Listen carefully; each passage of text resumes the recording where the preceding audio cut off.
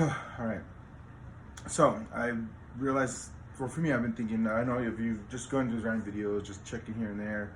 I hope you're finding ones that really help you. But I have been going through an IPA phase, so this is going to be for people that don't really get the lager L thing, or they kind of know, and you want to know more. That's all it is. It's not like super factual. I just look up enough facts. I'm here to help guide you, and hopefully that's something that you really can appeal to and be like, all right, this is okay, that's what I needed to know.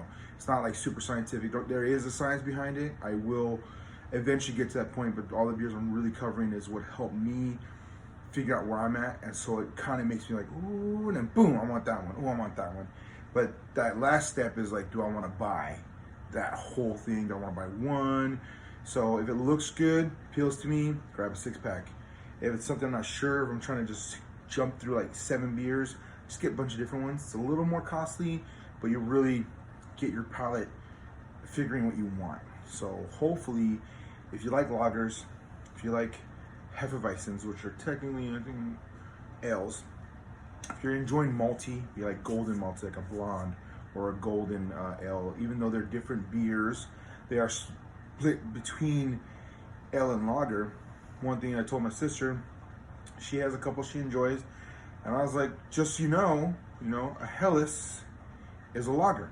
So apparently, Helles means bright, which is the descriptor, and it could mean it has more flavor, more fruitness. There's a lot of things going on, but the lager line that you need to know is lager, pilsner, Helles, boch.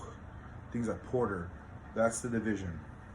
Ales, pale ales, IPAs, stouts, ambers, things like that, brown ales, all that. Obviously, ales is usually in their name. So our point of this is they don't always put lager behind the lager names. So I do enjoy Brazos Valley.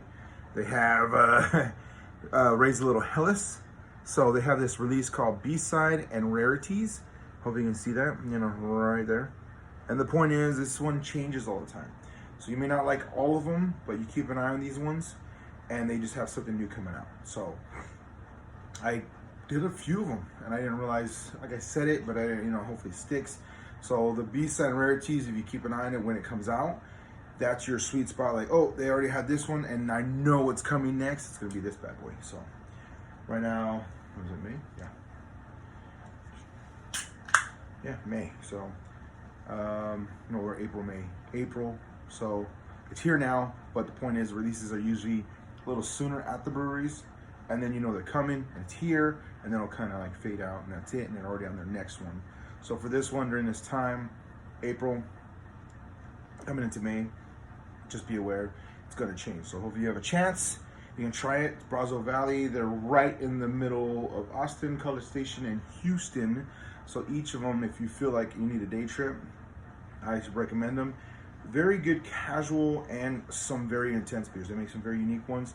It's like Martin House, just a little more appropriate for everybody to like. Martin House can have some hit or misses, but they don't hesitate on their style. They know exactly what they want. Same with Brazos Valley. This is just they're what they go for. Not arguing. It's nice to be able to switch up, change it. Very golden. Hopefully you can see all that color. Very, very golden. It's a big indicator. Usually on the malt can seem more fruity, more lemony. It can contribute a lot to that. It can seem heavier. Even if it's clear, it can feel real heavy. Things like that. And those are the first indicators. And the second one, the aroma just adds. Oh, it is very bright.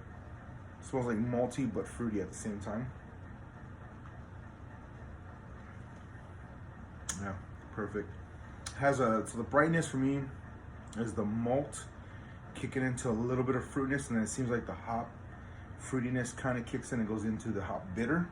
So it's not offensive, it's just rolling from one to the other, which keeps that lively on your palate. Believe it or not, people are like, oh, well, I love this, I can just drink it all. But if you got one flavor continuously, even for a short moment, like zebra striped gum, just, your taste buds are like, okay, I'm done. You already know what you want, you already know you like it, they just give up on you. So this one seems to keep it very dancing and lively and vibrant on your tongue. Very amusing, like, very keep you interactive. Like, oh, give me a minute,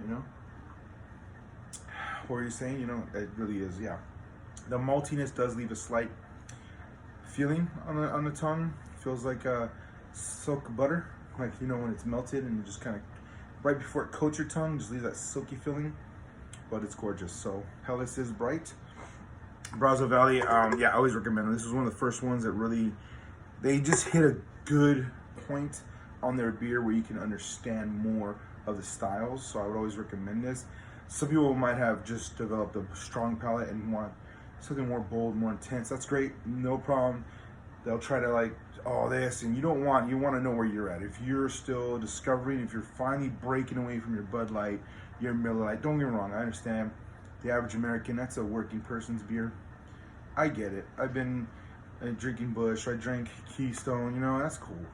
But if you're really trying to break away, if you really want to understand more about beer, these are one of the ones you want to have.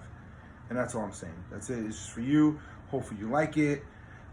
Yeah, it's just good to me. But I enjoy hearty beers, and this is like starting to push that threshold on heartiness. It's gonna make you feel a little more bloated, but for me, I love it. It's just golden delicious. Yeah, malty, little slight fruit, little lemon, and then that hops just comes in, makes it clean, almost crispy, and it's just gorgeous. So I recommend it. So thank you, Brazos Valleys. I will tag them on this. I do enjoy some of the beers. 7 Spanish Angels was like a good porter. Amazing. I learned a lot of them, and that one's year-round though. And this one's that rotates. So B-side and Rarities, it rotates, and this is their new rotation. Hopefully you catch this during this time. If not, we'll see what the next one is. But do be safe and have fun. You have a good night.